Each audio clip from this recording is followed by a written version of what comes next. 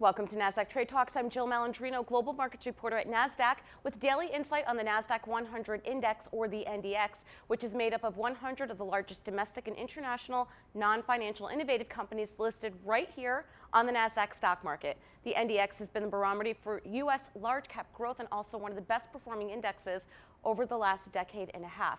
Let's take a look at our first chart here with just under 2 hours to go before the 4 o'clock stock market close, and the Nasdaq 100 is trading higher by nearly 0.6% as Apple hits a new all-time high, and it's also Tim Cook's birthday. Happy birthday, Mr. Cook.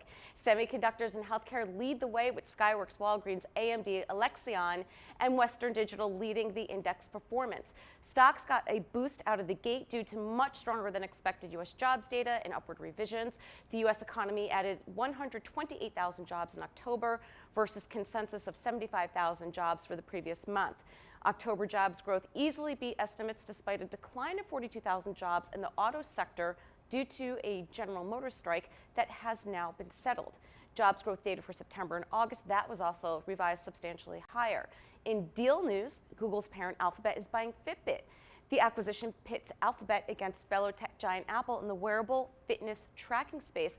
Fitbit says Google is paying $7.35 per share in cash for the company, valuing it at about $2.1 billion.